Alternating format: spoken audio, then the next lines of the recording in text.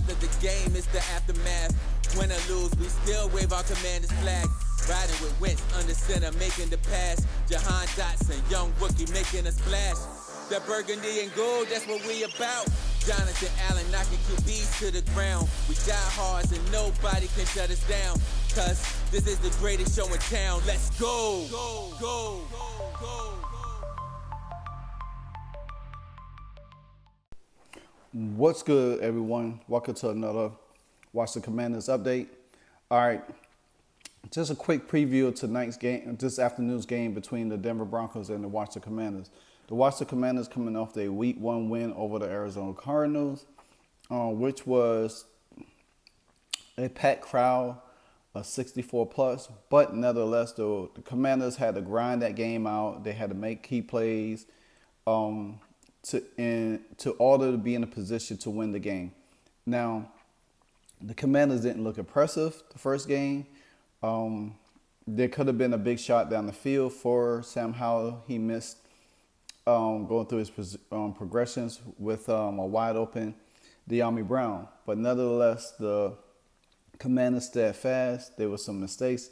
And you kind of expect that in the first game because they was a little rusty. They did look out of sync, but they stayed with the run game. Even though Antonio Gibson fumbled, Sam Howell had a fumble. But with 3 turnovers, you technically would be out the game a little bit.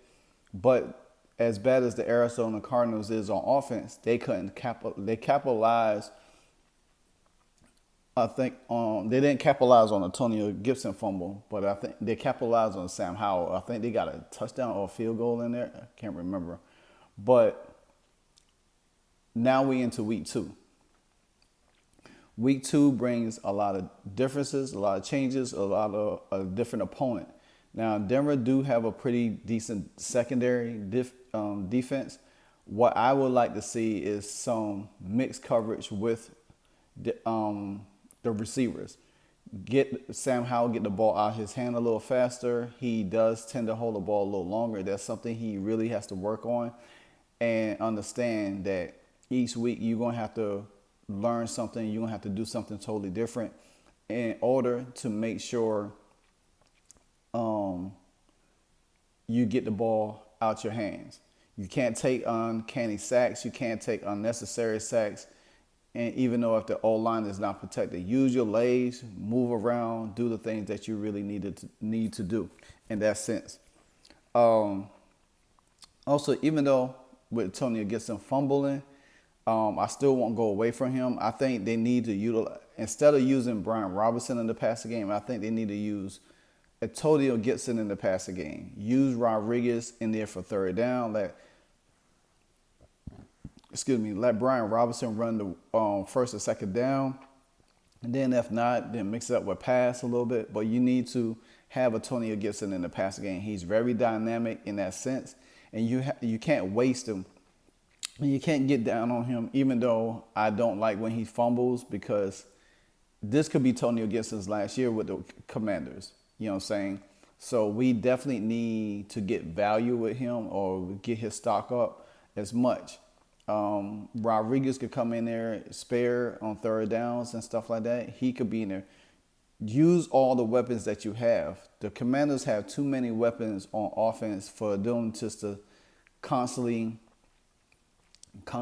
not do anything. You know what I'm saying? Also, like I said, I think Gibson had one reception and 3 carries, but the whole Washington backfield only combined for 26 carries, but Howard threw 31 times. With that being said, Eric Bieniemy has to take advantage of he has to take advantage of every playmaker at his disposal. While Robinson had emerged as a lead back, Gibson was a 1,000-yard rusher and had almost 1,000 yards from scrimmage. So you have to utilize the guys that you have there in the backfield. Same thing with the tight ends. Logan Thomas dropping passes. That could have kept the ball moving down the field. I would like to see Cole Turner get the start. I think he's a little bit quicker. He's more agile. And then you could put Logan Thomas in for third down purposes, for short yardage to get like a quick first down. But I want to see the Commanders stretch the field a little bit more. I want to see them get the balls to their playmakers and things like that. So these are the key things that I'm looking for in this game to make sure. Now, on defense, we do have the return of Chase Young. Yes, Chase Young will be making his start today. I think this defense will be very aggressive. They especially getting Chase Young. Now, he might be on a limited snap count, so we might not get as much of him. But at the same time, we need Chase to come in and make an impact. You see what Deron Payne, you see what Jonathan Allen, and you see what Montez Sweat has done last week. This is the things that the Commanders really, really need to do. Is really go after Russell Wilson. Don't give him time to set up there and everything like that. Get him, sack him, make their offense, keep their defense on the field longer than need to be, to weigh them down, tire them out, and everything like that. So these are the quick points that I'm looking for in this game. I'm looking for a very tough, hard-fought game, but I do think the Commanders will come out of the win in this game because they do travel back home next week, and there's most likely going to be another sellout crowd with the Buffalo Bills coming into town and Washington. And to me, I think Washington needs to dominate Denver today. They need to dominate them on both sides of the ball, not taking anything for granted.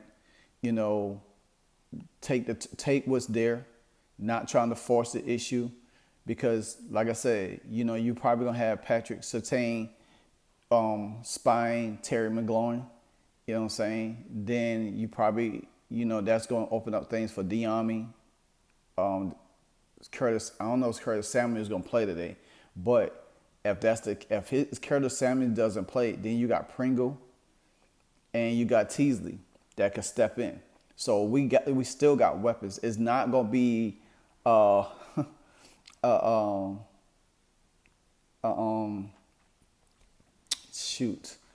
drop off. You know what I'm saying? So therefore, and you don't have to run them jet sweeps with him. You could just run stuff with a Gibson. You know what I'm saying? You could run stuff with Rodriguez. But nevertheless, I think this team is going to, I really think this team is going to shut Denver down today. I really think they're going to shut them. They're going to make Russell Wilson work. I think they're going to force Russell in some turnovers. We might see Forbes get his first interception. Now, last week, we had 3 in our buried basket. One from Curl, one from Percy Butler, and from Forbes. So we could have had 3 turnovers in that game, 3 interceptions. That's what we need. We needed them turnovers. So them guys going to have to really step it up in that aspect of the game. More than anything else, I just want, like I said, I want this team to really start clicking a little bit. That methodical way last week, even though the weather was not as bad, but you have to understand that you have to get out there and do the things that you really do need to do to make sure that, you're able to galvanize your team up and down the field. You got to help Sam Howell out. The offensive line has to do a better job, and Sam has to do a better job also not taking sacks and everything like that, get the ball out of his hands very effectively. I mean, he did well in the preseason, so we need to look at it as different because, it's all right to, get away with stuff for the preseason, but this is regular season and everybody's whole defense is together. It's not like you're playing against second and third string guys and you moving the ball like that. So I feel like this game is a perfect game to where Washington could at least put more than 20 points, about 24 plus points up on the board and hold Denver to at least 13, 14 points. Because if you think about it, Denver has Denver didn't score against our Raiders team last week that had 17 and they only had 16. So what that's to say to you? We held Arizona to 16 points. So therefore, we could hold Denver to the same thing. Our offense is going to have to put points on the board. And then you put Denver in a desperate situation. They're going to abandon their game plan. They're going to start trying to throw the ball all over the field.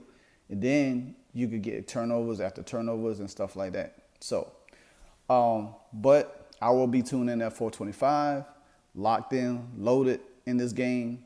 Definitely be a fun game to watch. I will be taking notes because I will have an after-game article to do. So until then, this LiveWire Sports Media. Your boy, holla.